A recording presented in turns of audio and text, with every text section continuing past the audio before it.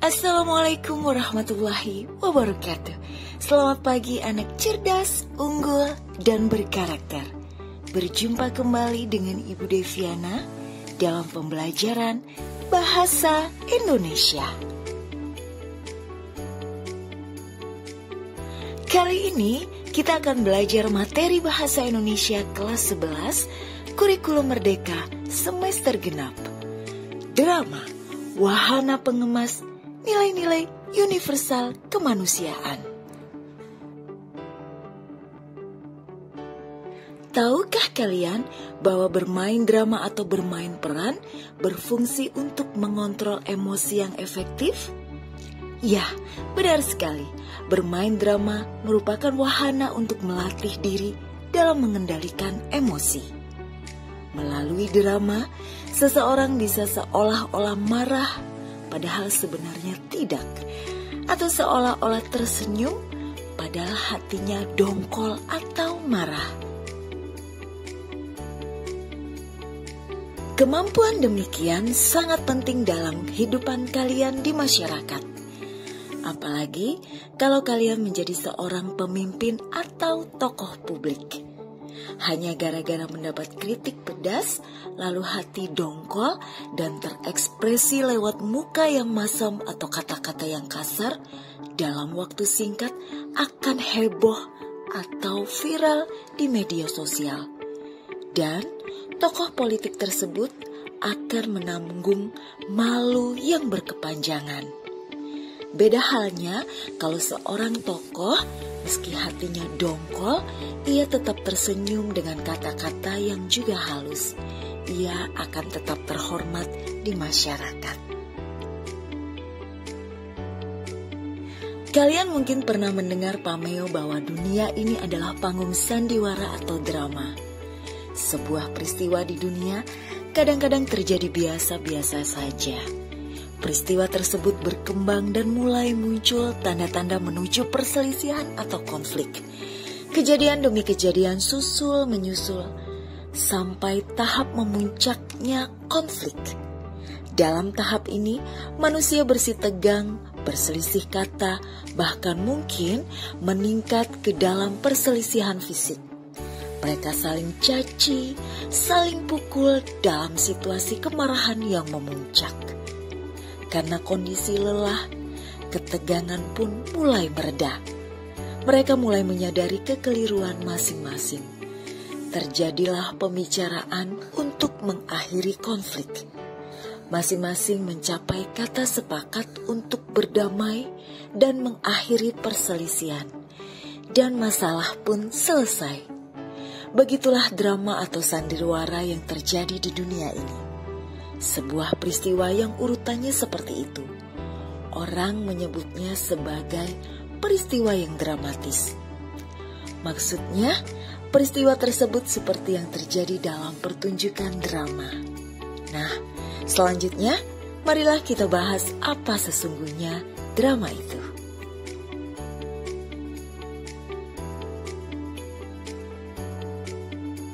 Drama setidaknya mengandung dua pengertian, yaitu drama sebagai karya sastra atau teks dan drama sebagai sebuah pertunjukan yang dipentaskan di depan orang banyak.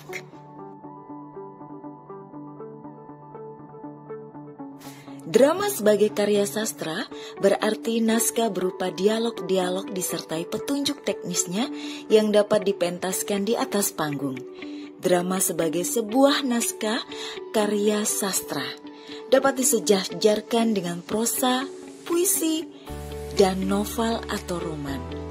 Ia dapat dijadikan objek pembahasan studi sastra, dipergelarkan secara langsung di atas panggung atau lewat media audio, bisa juga dalam bentuk film atau audio video.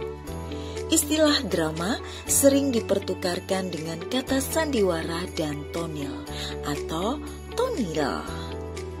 Dalam drama atau sandiwara ada warah atau pelajaran tersembunyi.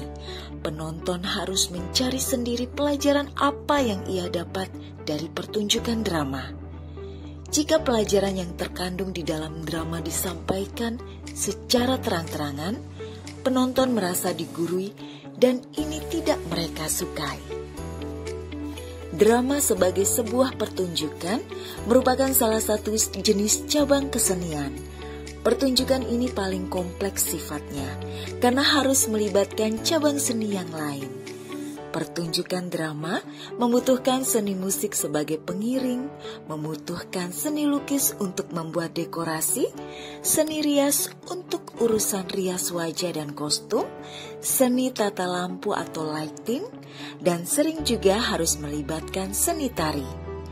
Yang terakhir itu dibutuhkan dalam sendra tari, yaitu seni drama dan tari, wayang orang, ludruk, ketoprak, dan lain-lain. Singkatnya, pertunjukan drama merupakan karya seni kolektif. Drama merupakan kolaborasi dari berbagai cabang seni, musik, lukis, rias, tari, dan sebagainya. Pertunjukan drama adalah sebuah pengungkapan kembali lakon yang dialami manusia di dunia nyata. Jika hal-hal sedih yang diangkat oleh penulis naskah, lahirlah karya tragedi. Jika hal yang menggembirakan dan menimbulkan gelak tawa, lahirlah karya komedi. Jika keduanya bercampur aduk, lahirlah tragedi komedi.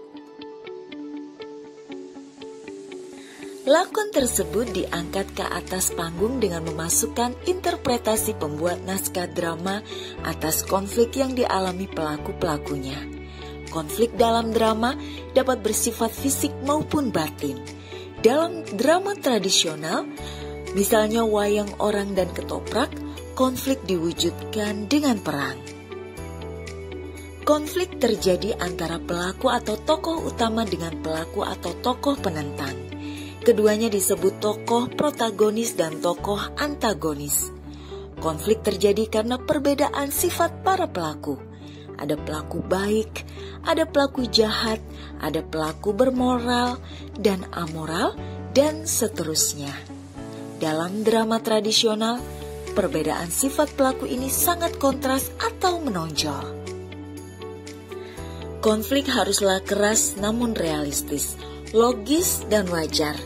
Konflik bukanlah sesuatu yang diada-adakan. Konflik terbangun oleh pertentangan antar tokoh. Daya pikat drama terletak pada pertikaian ini yang disebut dramatic action. Daya pikat akan bertambah manakala konflik-konflik terjalin erat dan munculnya kejutan-kejutan atau surprise dalam penyelesaiannya. Drama tradisional yang diilhami oleh sastra lama menampilkan kehidupan di istana. Pelakunya para pangeran, putri, dayang-dayang, dewa, dan bidadari-bidadari. Pelaku yang bersifat baik digambarkan sangat baik dan sedemikian sempurna tanpa cacat. Sebaliknya pelaku jahat digambarkan sangat jahat dan tidak memiliki kebaikan sedikitpun. Pelaku baik adalah para kesatria yang tampan rupawan, sangat bermoral, kaya raya, dan selalu tampil sebagai pahlawan dan mengalami kemenangan pada akhir cerita. Pelaku jahat, fisiknya buruk, demikian pula sifat batinnya. Pelaku ini celaka pada akhir cerita. Dalam drama modern yang mengetengahkan masalah kehidupan orang kebanyakan, rakyat jelata dan orang-orang pinggiran, sifat baik dan buruk pelaku ditampilkan secara wajar. Masing-masing pelaku ditampilkan sisi baik dan jahatnya. Struktur alur atau plot drama. Plot merupakan rangkaian peristiwa yang jalin-menjalin membentuk cerita. Plot atau alur adalah rangkaian peristiwa yang direka dan dijalin dengan seksama, yaitu menggerakkan jalan cerita melalui perumitan, penggawatan atau komplikasi ke arah klimaks hingga mencapai penyelesaian. Plot memiliki fungsi menangkap, membimbing dan mengarahkan perhatian pembaca atau penonton. Plot yang baik akan menimbulkan ketegangan pada diri pembaca atau penonton. menumbuhkan dan memelihara rasa ingin tahu dan penasaran penonton dari awal sampai akhir. Tahapan cerita yang satu dengan cerita berikutnya pada plot yang baik tidak mudah ditebak oleh pembaca atau penonton. Seperti hal cerita pada umumnya, pertunjukan drama mengikuti tahapan-tahapan alur atau plot tertentu. Dimulai dengan pengenalan awal cerita, timbul permasalahan, permasalahan berkembang, memuncak, menurun, dan akhirnya mengalami penyelesaian. Peristiwa jalin menjalin secara runtut dan lancar menurut hukum sebab akibat. Plot bersifat artifisial dan merupakan hasil kerja seniman menyusun peristiwa-peristiwa menjadi rangkaian sebab akibat.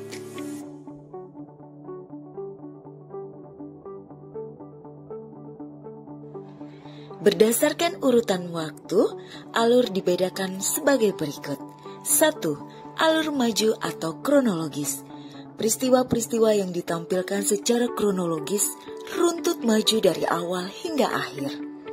2. Alur mundur atau sorot balik, regresif atau flashback. Peristiwa-peristiwa disajikan dari tahap akhir ke tengah lalu ke awal. Berdasarkan cara pengakhirannya, alur dibedakan sebagai berikut. 1. Alur tertutup. Tahap akhir cerita tampak jelas bahwa kisah telah selesai. 2. Alur terbuka. Akhir cerita terasa tidak selesai. Akhir cerita diserahkan kepada penonton sesuai dengan interpretasi dan imajinasi masing-masing. Tahapan alur dalam drama diantaranya disampaikan oleh Gustav Freytag, Melanie 2018 sebagai berikut. 1. Eksposisi. Pada tahap ini penonton diperkenalkan kepada para tokoh cerita beserta sifat-sifatnya. Pada bagian ini, tempo permainan lamban. Dialog-dialognya pelan dengan kalimat-kalimat panjang. 2. Konflik, komplikasi atau rising action.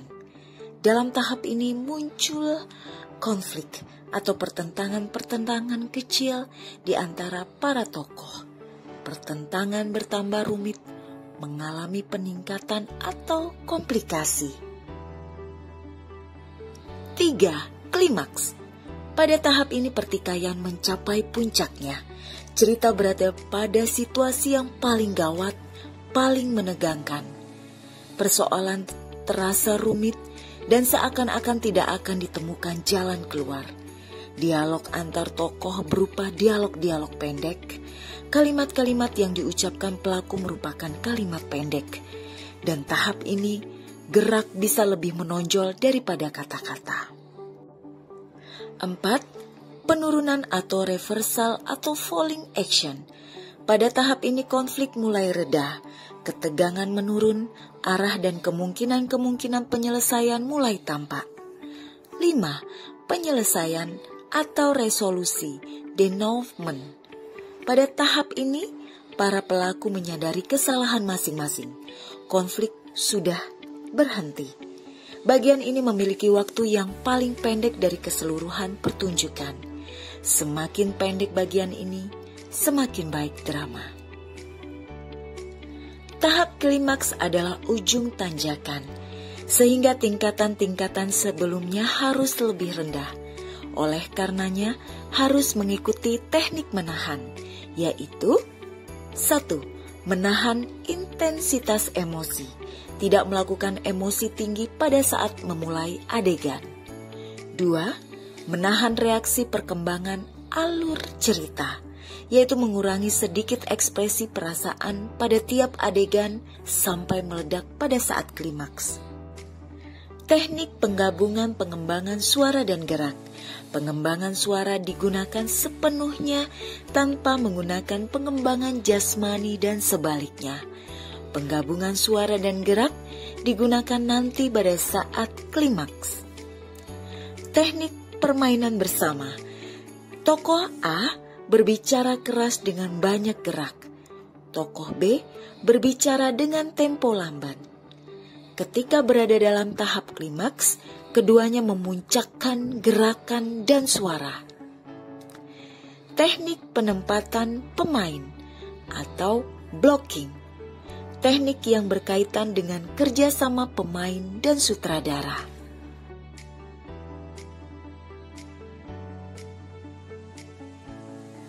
Unsur intrinsik drama. Seperti halnya puisi dan prosa, drama juga memiliki unsur intrinsik. Unsur intrinsik drama adalah sebagai berikut. 1. Tema. Tema merupakan pikiran yang mendasari cerita dalam drama. Tema dapat bersumber dari masalah yang dihadapi manusia sehari-hari, yaitu percintaan, perjuangan hidup, kepahlawanan, ketimpangan sosial, dan sebagainya. 2. Latar. Latar menunjukkan tempat, waktu, dan suasana terjadinya peristiwa. Dengan memperhatikan latar atau background panggung, penonton dapat memperkirakan kapan terjadinya peristiwa dalam lakon. Latar tempat dapat ditunjukkan dengan gambar atau bentuk bangunan dan benda-benda. Bentuk rumah dengan dinding bambu, ada sabit terselip di dinding, ada cangkul dan lincak atau tempat duduk dari bambu, akan sangat membantu penonton untuk mengetahui bahwa lakon terjadi di rumah seorang petani sederhana. Latar membantu memperjelas bagi penonton untuk memahami permasalahan dalam drama. Latar juga ikut membangun konflik. Situasi panggung yang berisi benda-benda yang tersusun rapi akan berbeda dengan benda-benda yang berserakan. Apalagi ditambah dengan tata cahaya lampu atau lighting yang berbeda, suasana akan tampak berbeda. Cahaya lampu muram menunjukkan suasana sedih, lampu terang menunjukkan suasana ceria, dan seterusnya. 3. Penokohan atau perwatakan. Penokohan merupakan pelukisan watak atau karakter para pelaku atau metode melukiskan watak para tokoh. Perwatakan menjadi sarana membedakan tokoh satu dengan tokoh lainnya. Menurut Dewo Jati 2012, membedakan penokohan atau perwatakan menjadi dua macam, yaitu watak datar atau flat characterization dan watak bulat round characterization. Watak dasar adalah watak tokoh-tokoh cerita yang bersifat statis, sedangkan watak bulat mengacu pada sifat-sifat tokoh cerita yang bermacam-macam atau kompleks. Karena tokoh terlihat segala segi wataknya, kelemahan, kekuatannya, dan tidak terlihat kesan hitam putih. Tokoh adalah seseorang yang diceritakan, dikenai sesuatu, dan sosok pembuat konflik. Tokohlah yang membawakan tema dalam keseluruhan rangkaian latar dan alur. Tokoh adalah individu atau seseorang yang menjadi pelaku cerita. Tokoh dalam drama berkaitan dengan nama, usia, jenis kelamin, tipe fisik, jabatan, keadaan jiwa. Tokoh dalam drama memiliki peran yang sangat penting. Tiap tokoh haruslah memiliki watak. Watak tokoh dapat diketahui melalui penggambaran fisik, ucapan-ucapan, tingkah laku maupun pendapat tokoh lain terhadap tokoh tersebut. Penggambaran fisik dapat ditunjukkan dengan ukuran tinggi badan atau besar badan,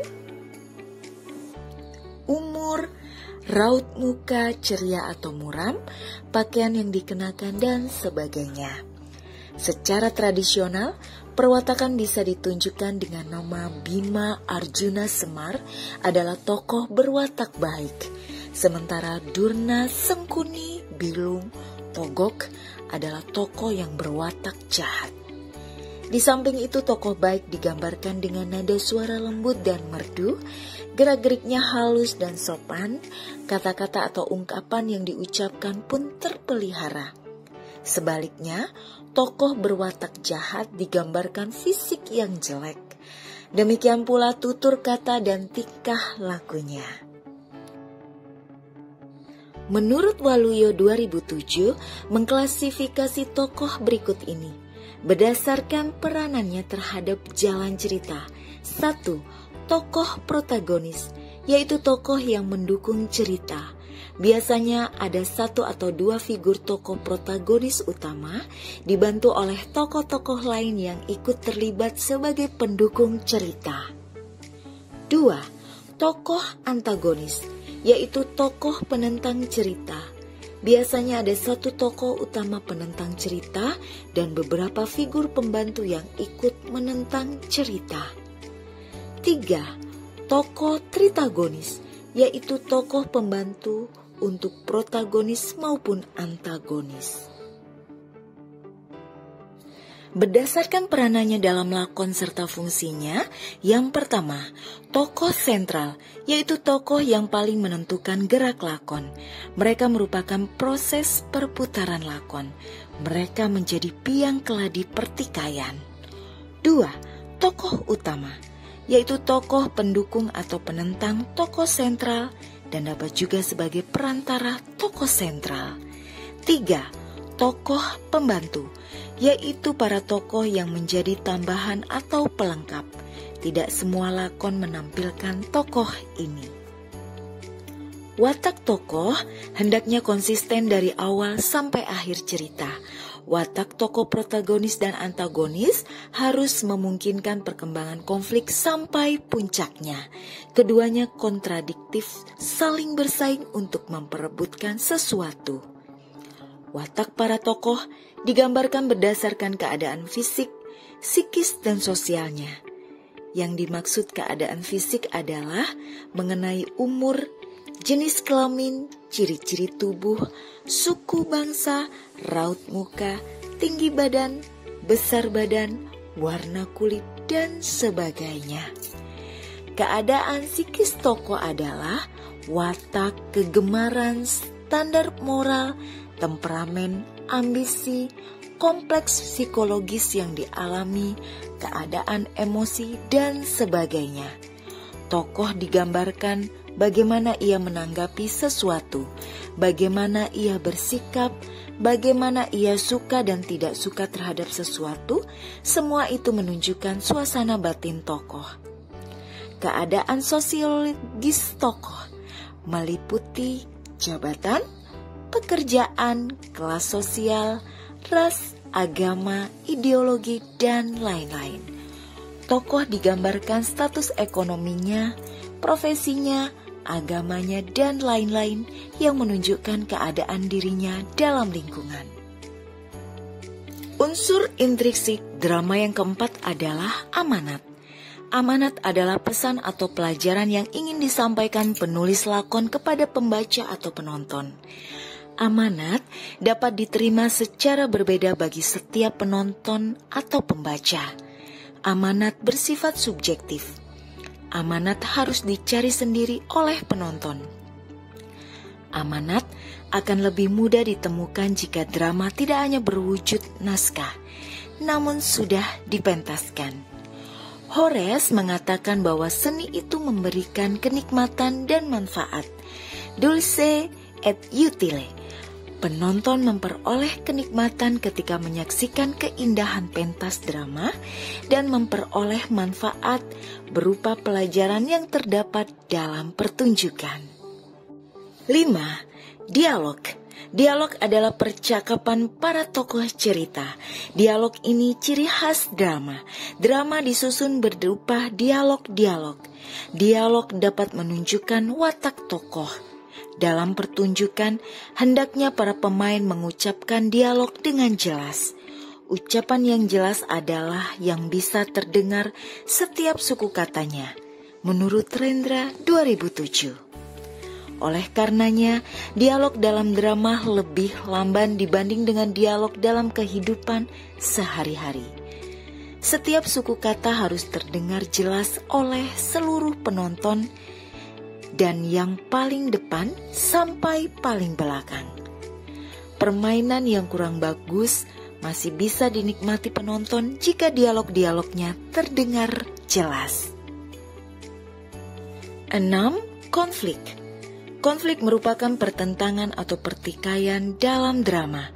Konflik bisa bersifat internal maupun eksternal.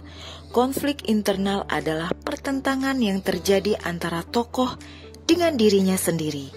Konflik eksternal adalah pertikaian tokoh dengan sesuatu di luar dirinya sendiri.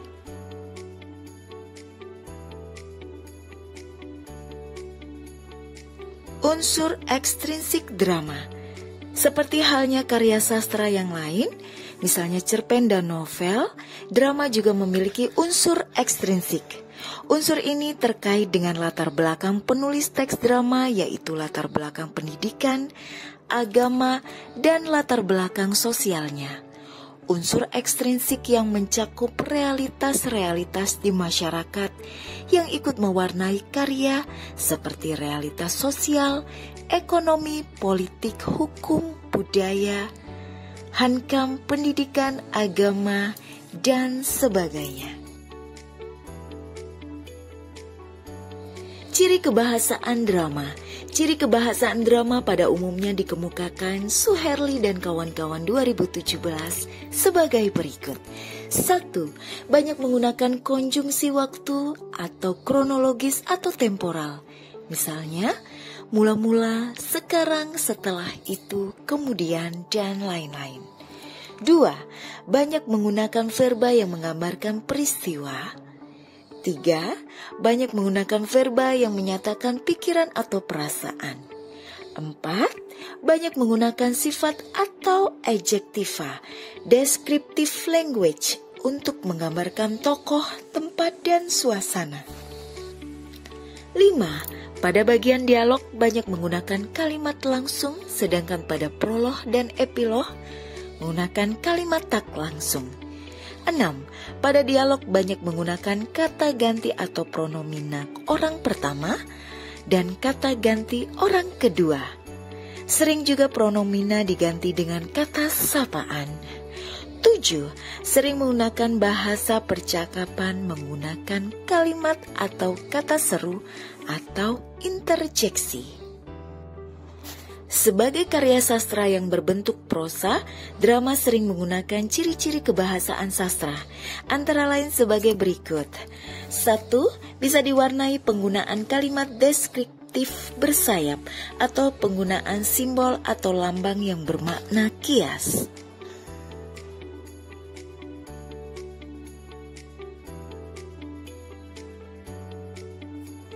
Salah satu bentuk aktivitas berbicara dan mempresentasikan drama ialah bermain peran atau role playing untuk menampilkan suatu drama dalam bentuk dramatisasi. Untuk aktivitas tersebut, kalian perlu melakukan hal-hal berikut ini. 1. Identifikasi fragmen atau babak.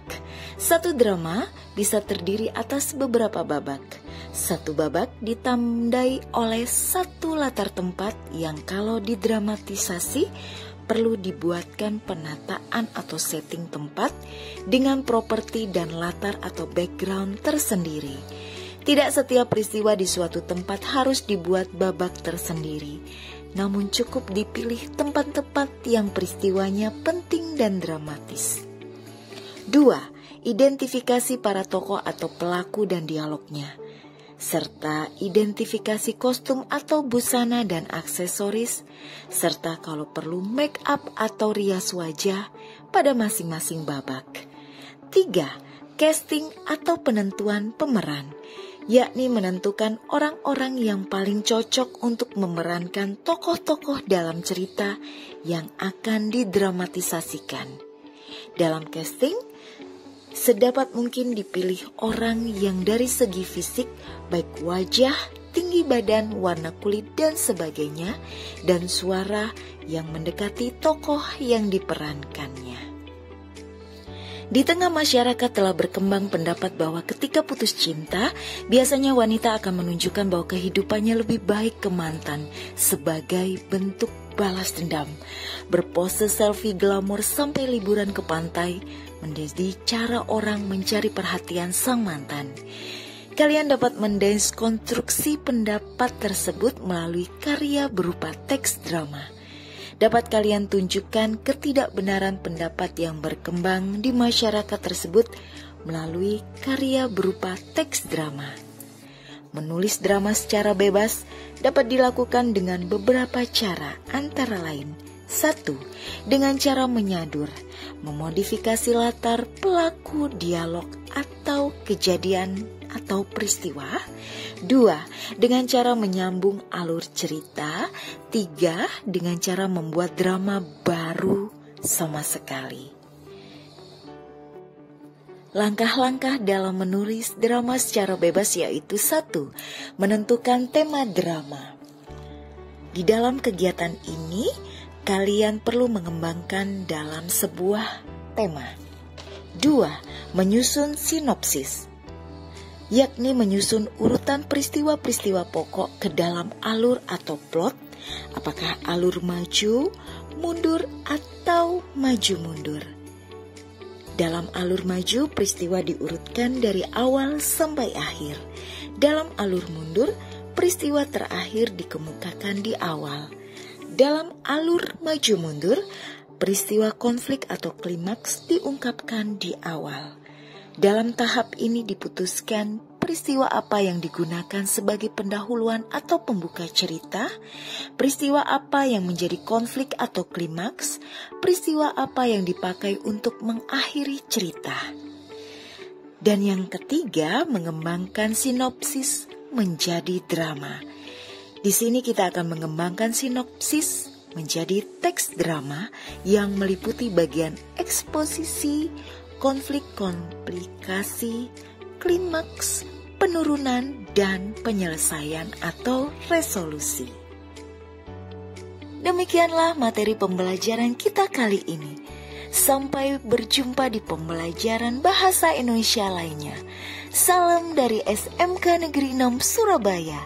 Cerdas, unggul, berkarakter. Wassalamualaikum warahmatullahi wabarakatuh.